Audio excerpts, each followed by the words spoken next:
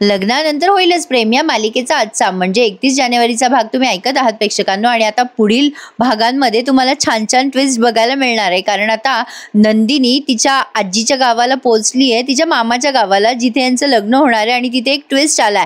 नंदिनी जेव्हा ग्रामदैवताचं दर्शन घेत असते तेव्हा जीवालाच तिथे कुंकू लावतात ते नंदिनीचा नवरा म्हणून, आणि पार्थ मात्र मागेच राहतो. आता हे कसं घडलं, काय घडलं, त्यासाठी पूर्ण एपिसोड बघत राहा.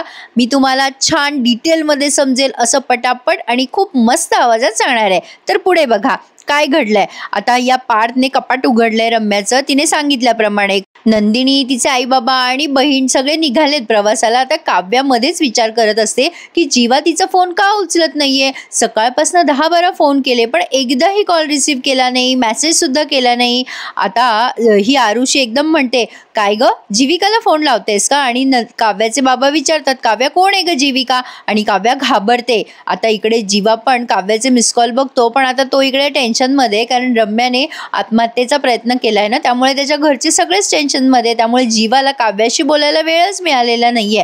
काव्या विचार करतो, आय नो काव्या, तुम्ही निघालेले असताल आणि आम्ही मात्र अजून इथेच घुटमळत आहोत. आता मात्र काव्या रडकुंडी आलेली असते जीवाला कॉल करून करून, कारण जीवा काही तिचा फोन रिसीव्ह करेना आणि मेसेज सुद्धा करेना.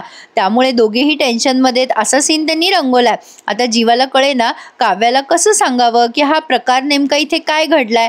पण हे सगळे मात्र आनंदात आहेत बरं का प्रेक्षकांनो. आता शेवटी बहिणीचं लग्न आहे, एक छान असं सुखी कुटुंब गावाला चाललेत लग्न लावायला, मस्त दाखवलंय त्यांनी. आरुषी म्हणते, काय ग जीविकाला फोन करतेस ना? आता काव्या म्हणते, हो करते, पण माझ्या फोनला रेंज नाही आहे. मग आरुषी मुद्दाम म्हणते, माझ्या फोनला रेंज आहे ना, घे माझा फोन, नाही तर मला सांग नंबर, मी डायल करते नंबर. बाबा आई हिच्यावर लक्ष ठेवा बरं का.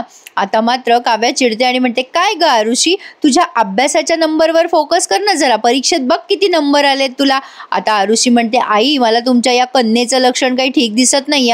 ताईच्या लग्नात हिची पण सुपारी फोडून टाका. आता चिडवा चिडवी चालली आहे त्यांची. पुन्हा या दोघी भांडायला लागतात, आरुषी आणि काव्या. मग नंदिनी म्हणते, काय ग तुमच्या दोघींचं, तुम्ही 2 मिनिटं पण एकमेकींशी चांगलं बोलू शकत नाही ना? आरुषी म्हणते, बघ न ग ताई, काव्या ताई कशी करते. मग काव्या म्हणते, तू कशाला CID गिरी करते माझ्यावरती मग नेहमी नेहमी. मग आता या काव्याचे बाबा म्हणतात, काव्या अगं पण नेमकं तुझं काय चाललंय बेटा, कोणाला फोन लावतेस तू? मग आता ही काव्या म्हणते, बाबा माझी एक फ्रेंड आहे. मग नंदिनी म्हणते, हो ना बाबा, तिची खूप खास फ्रेंड आहे. आता काव्या जरा टेन्शनमध्ये आली आहे, कारण तिला हा विषय वाढवायचा नाही आहे. आरुषी वाट बघत असते जीविकाबद्दल काव्या पुढे काय सांगणार, पण आता काव्या विषय टाळते आणि म्हणते, माझं राहू द्या जरा, आता तुमचं बघा. काय ताई, अगं पार्थ जिजूंना फोन लावू का? मग आता हे सगळेजण नंदिनीला चिडवण्यावर फोकस करतात. आता काव्याने अगदी हुशारीने विषय टाळलाय बरं का जीविकाचा. मग आता तिची आई म्हणते, अरे अरे पोरींनो, किती आरडाओरडा करताय तुम्ही, काय चाललंय तुमचं, काही भान आहे की नाही तुम्हाला? आता इकडे हा पार्थ बिचारा कोमात गेलाय ऑलमोस्ट, कारण त्याने ते मंगळसूत्र पाहिलंय. आता हे मंगळसूत्र केव्हा तरी कधीतरी लहानपणी खेळता खेळता पार्थने त्या रम्याच्या गळ्यात घातलं होतं म्हणे. म्हणजे तूच माझी भावली म्हणून असं लहान मुलं खेळतात ना, तर तसं काहीतरी प्रकार झालेला आहे. आता त्याच्यातून त्या रम्याने असं ठरवलं की पार्थच तिचा नवरा आहे कायमचा, आणि ती त्यामुळेच त्याच्यावर प्रेम करते. आता रम्या त्याला आठवण करून देते, पार्थ तुला हे मंगळसूत्र आठवतं ना, आपण खेळत होतो तेव्हा तूच माझ्या गळ्यात घातलं होतंस, मी तुझी बायको आहे म्हणून. मग आता पार्थ म्हणतो, वेडी आहेस का ग रम्या, अगं भातुकलीचा खेळ होता तो, मला तर तेव्हा काही कळत नव्हतं आणि तुलाही नाही, आणि त्यावरनं तू असं कसं हे सगळं मनाला लावून घेतलंस. रम्या म्हणते, पार्थ तू माझा आहेस, नको ना रे जाऊस. तर आता पार्थ मात्र खूप टेन्शनमध्ये आलाय, तो आता काहीच बोलत नाही रम्याला. 2 मिनिटं शांत बसतो. आता काय प्रेक्षकांनो, बोलून तिला काही उपयोग नाहीये, पण असे प्रकार आहेत बऱ्याच ठिकाणी. असो, तर आपण सध्या तरी मालिकेबद्दलच बोलूयात. तर पार्थ आता रम्याला म्हणतो, रम्या तू वेडेपणा करतेस, पण रम्या मात्र त्याला जाऊ देत नसते. शेवटी पार्थ तिचा हात सोडून चालला जातो खाली. आता मात्र खालचे सगळे त्याचे घरचे टेन्शनमध्ये आहेत ना. आता तो खाली आल्यावर सगळे विचारतात त्याला, काय रे बाबा पार्थ, काय झालं, रम्या बरी आहे ना? वडील पण विचारतात पार्थचे, काय झालं पार्थ, अरे तू शांत काय आहेस? आता पार्थला मात्र त्या रम्याचा चेहरा आठवतोय. आता खरं तर प्रेक्षकांनो, लॉजिकली विचार केला तर पार्थचं बरोबर आहे. शेवटी ती त्याच्या आत्याची मुलगी आहे, त्याला काळजी वाटणं स्वाभाविक आहे आणि हे तो पहिल्यापासून सांगतोय की माझं प्रेम नाहीच आहे तिच्यावर. पण आता बघा प्रेक्षकांनो, पुढे त्याने छान डायलॉग बोललाय. आता सगळे विचारत असतात पण तो बिचारा स्तब्ध आणि शांत असतो. शेवटी जीवा म्हणतो, अरे बोल दादा, काहीतरी टेन्शन आलंय आम्हाला. मग पाठ झालेला प्रकार सांगतो. मी रम्याचं कपाट उघडलं होतं बाबा आणि त्यामध्ये मंगळसूत्र आहे. त्या वेडीने लहानपणी आम्ही खेळता खेळता सहज मंगळसूत्र घातलं होतं मी तिच्या गळ्यात. म्हणजे बाहुलीचा खेळ खेळत होतो तेव्हापासून ती मला तिचा नवरा मानते. वेडेपणा करतीये आपली रम्या. आपण विचार करतोय की पाणी अगदी काठापर्यंतच आहे, पण नाही बाबा, तसं नाहीये. त्यावरती आणि त्याच्या खाली आत बरंच काही आहे. म्हणजे जितकं दिसतंय तितकं नाहीये. रम्या बिथरली आहे बाबा, असं तो त्याच्या वडिलांना सांगतो आणि आईला सुद्धा. आता हे ऐकून ते बिचारे टेन्शनमध्ये आलेत अजून. यांचं म्हणजे सिच्युएशन काय, पण यांच्यावर वेळ काय आली आहे बघा ना. फक्त बायकांच्या, या 2 बायकांच्या हट्टामुळे बिचारा अख्खा परिवार वेठीस धरला गेलाय. तर आता पार्थ म्हणतो, मला असं वाटतं की मी हे लग्न पोस्टपोन केलं पाहिजे. आता त्याचं हे बोलणं ऐकून जीवा आणि त्याचे घरचे सगळ्याच घरचे टेन्शनमध्ये आलेत. आता तोंडावर आलेलं लग्न, निघालेत हे लग्नाला आणि आता कसं काय लग्न पोस्टपोन होणार. जीवा त्याला समजवतो पण पार्थ म्हणतो, नाही रे जीवा, तुला कळत नाहीये. अरे मी उद्या लग्नाला जेव्हा बोहल्यावर चढेल तेव्हा मी हाच विचार करू का, रम्याने नस काटली असेल तिच्या हाताची का आत्महत्या केली असेल. माझं मन तरी थाऱ्यावर असेल का रे. काय हा तिढा होऊन बसलाय माझ्या आयुष्यामध्ये, मला कळेना बाबा. हा तिढा सुटणार तर कसा सुटणार. कदाचित पार्थला असं म्हणायचं असेल की या रम्याला समजून सांगावं, तर कोणत्या भाषेत सांगावं. रम्या काही ऐकणाऱ्यातली नाहीये प्रेक्षकांनो. पण मला आता खरं तर उत्सुकता या गोष्टीची लागली आहे की पार्थचं जेव्हा म्हणजे 3ऱ्याच मुलीशी लग्न होईल तेव्हा रम्याची काय रिॲक्शन असेल. बघणं इंटरेस्टिंग ठरणार आहे. म्हणजे रम्या या कॅरेक्टरचं पुढे काय होतं या गोष्टीची उत्सुकता जास्ती लागली आहे. आता इकडे बघा, या वसू आत्यांना डॉक्टर सांगतात की आता बरी आहे तुमची मुलगी. मग वसू आत्या देवाचे आभार मानतात आणि मग ते डॉक्टर म्हणतात, खरं तर तिने 2-3च गोळ्या घेतल्या, काहीतरी 4-5च गोळ्या घेतल्या होत्या म्हणे. कारण तिला म्हणजे जास्ती काही त्रास झालेला नाहीये, तिला फक्त गुंगी आली होती. त्यामुळेच आपण सगळेच टेन्शनमध्ये आलो, पण ती अगदी बरी आहे आता. मी आता हे सगळं खाली सांगून येतो. वसू आत्या म्हणतात, नको डॉक्टर, डायरेक्ट तुम्ही नका सांगू, कारण खालचे सगळे काळजीत आहे ना. मी सांगितलं तर त्यांना बरं वाटेल. शेवटी मी घरची आहे ना, म्हणजे त्यांची बहीण आहे ना मी. आता एवढं सगळं डॉक्टरांना बोलते बरं का. डॉक्टर ठीक आहे असं म्हणतात, पण ते आता निघून जातात. आता वसू आत्या विचार करते डॉक्टर गेल्यावर, मी जर घरच्यांना सांगितलं की रम्याने झोपेच्या गोळ्या 4-5च घेतल्या होत्या तर हे सगळे लग्नाला निघून जातील. आता काही सांगायला नको, असं वसू आत्या स्वतःपुरता नेहमीसारखा विचार करतात.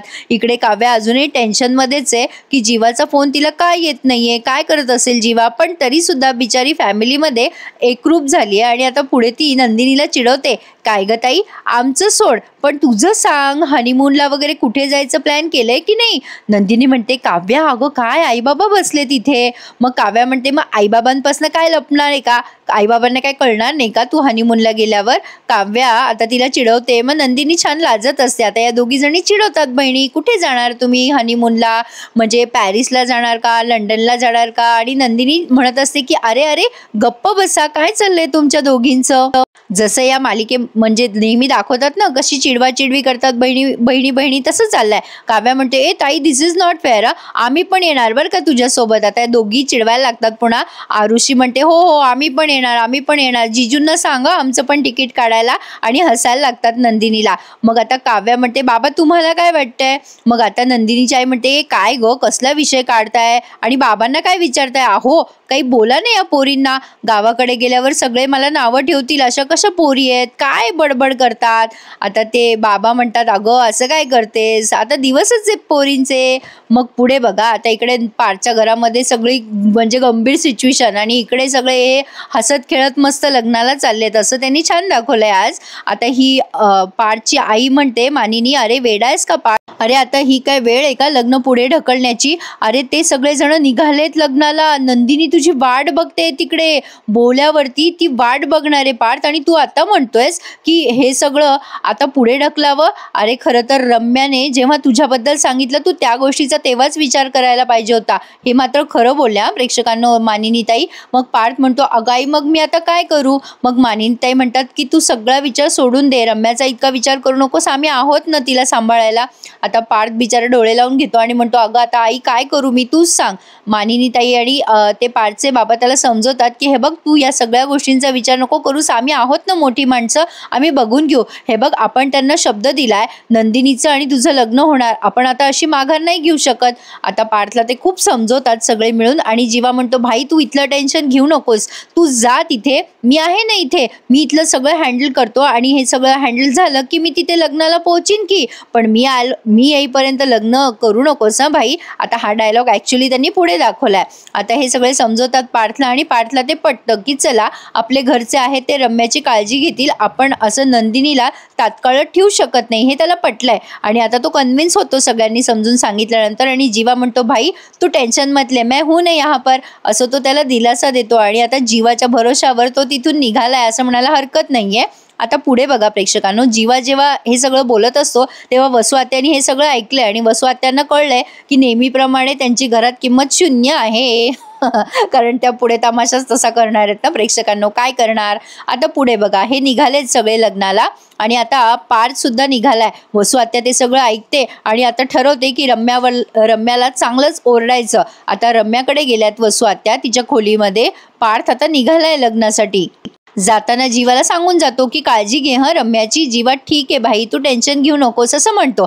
तर प्रेक्षकांनो आता पुढे बघा ही वसू आत्या जाते रम्याकडे. रम्याला ती खूप ओरडते पण त्याआधी त्यांनी पुन्हा एकदा नंदिनी, काव्या आणि तिच्या आईबाबांचा गाडीमधला सीन दाखवलाय. आता काव्या पुन्हा चिडवायला लागते, नंदिनी ताई आम्हाला न्यावं लागेल ना तुला सोबत, तसंही आम्ही खूप दिवस झालो कुठे बाहेर गेलोच नाहीये. नंदिनी म्हणते बाबा सांगा ना या दोघींना. आता नंदिनीची आई म्हणते दोघी वात्रट झाल्यात, काही बोलू नकोस त्यांच्याशी. आता त्या म्हणतात काय हो तुम्ही काही रागवा नाही यांना. मग आता नंदिनीचे बाबा त्या दोघींकडनंच बोलतात. छान दाखवलं त्यांनी हे. नंदिनीचे बाबा म्हणतात अगं काव्या मला असं वाटतं की तुझं बरोबर आहे, आपण पार्थच्या कुटुंबियांना पण घेऊन जाऊया सोबत, आपणच का जायचं. आणि सगळे पुन्हा हसायला लागतात. नंदिनी म्हणते बाबा तुम्ही पण ना. काव्या म्हणते बघ बघ बघ बाबा आमच्याच साईडला आहेत. छान त्यांचं असं गेट टुगेदर त्यांनी दाखवलंय जे तुम्हाला टीव्हीवर बघायला जास्ती आवडेल. नक्की टीव्हीवर मालिका बघायला विसरू नका. आता नंदिनी तिच्या भविष्याची स्वप्न रंगवतीये, हसतीये, खूप छान असं यांचं प्रवास सुरू आहे. पण इकडे बघा बिचारा जीवा विचार करतोय की आता पुढे काय होणार. आणि तो पार्थला म्हणतो दादा हे बघ मी इथे थांबतोय पण तू मी आल्याशिवाय गळ्यात हार घालू नकोस वहिनीच्या, नाही तर मी आपल्या बॅगा घेऊन पळतोय तुझ्यासाठी आणि तू तिकडे लग्न करून मोकळा होशील, असं करू नकोस भाई, माझी वाट बघ. आता प्रेक्षकांनो हा डायलॉग त्यांनी का घेतलाय या म्हणजे तुम्हाला कळलंच असेल, कारण आता या नवऱ्या एक्सचेंज होणार आहे. कारण मी तुम्हाला आताच एक्सपोज करते काय आहे ना, या जीवाचं लग्न नंदिनीशी होणार आहे आणि पार्थचं लग्न काव्याशी होणार आहे. आता रम्याचं पुढे काय होणार आहे याचीच फक्त उत्सुकता आहे. बघत राहा पुढे काय काय घडतंय. आता दोघेही भाऊ एकमेकांना मिठी मारतात आणि पार्थ आता निरोप घेतोय जीवाचा. आता जीवा विचार करतोय जे काही होईल माझ्या भाईच्या आयुष्यात ते चांगलंच व्हायला पाहिजे. आता तो त्याच्या भावासाठी नक्कीच चांगल्या विशेषच मागणार ना देवाजवळ. वसू आत्या हे सगळं वरतून बघते की शेवटी पार्थ गेलाच निघून. आता वसू आत्या संतापते आणि त्या रम्याला हात धरून ओढते आणि उठवते, बस कर रम्या तुझी नाटकं, उठ आता. आता रम्या म्हणते काय झालं ग आई. आता वसू आत्या म्हणतात काय झालं काय झालं, कशाला नाटकं करत होतीस ग, डॉक्टरांनी सांगितलं मला तू फक्त 7-8 गोळ्या घेतल्या म्हणून तुला गुंगी आली. आता तुझ्या या गुंगीमुळे तो पार्थ गेला ना तुला पाठ दाखवून लग्नाला. मग आता रम्याला येतं टेन्शन वसू आत्याने असं सांगितल्यावर. आणि प्रेक्षकांनो हा भाग त्यांनी संपवलाय. पुढच्या प्रोमोत आपण बघणार आहोत की मंदिरामध्ये कोणीतरी म्हणजे मोठ्या अशा बाई आहेत, कोण आहेत मला माहिती नाही, आता उद्या कळेल आपल्याला. तर त्या ते नंदिनीचे मामा त्यांना म्हणतात की माई आपल्या नंदिनीचं लग्न आहे, आशीर्वाद द्या. मग त्या म्हणतात मी कोण आहे आशीर्वाद देणारी, आई आशीर्वाद देईल. आता असं म्हणून मंदिरातली देवी त्यांनी अतिशय सुरेख दाखवलेली आहे. आता इथे गुरुजी असतात ते पटकन नंदिनीला कुंकू लावतात आणि म्हणतात तुमचं आयुष्य आणि संसार सुखाचं होईल. आणि जीवाला कुंकू लावतात ते पार्थला लावण्याच्या ऐवजी, त्यामुळे जीवाला टेन्शन आलंय. आता पार्थ सुद्धा गोंधळून गेलाय की अरेच्या हे काय घडलं, हे सगळं सगळ्यांच्या समोर घडलंय. त्यामुळे येणारे एपिसोड इंटरेस्टिंग असणार आहे यात शंका नाही. त्यासाठी चॅनलला सबस्क्राईब करा आणि माझे सगळे रिव्ह्यूज एन्जॉय करायला विसरू नका. प्रेक्षकांनो आवर्जून सबस्क्राईब करा आणि रिव्ह्यू आवडल्यास एखादा लाईक आणि कमेंट करायलाही विसरू नका. भेटूयात उद्या सकाळी. धन्यवाद.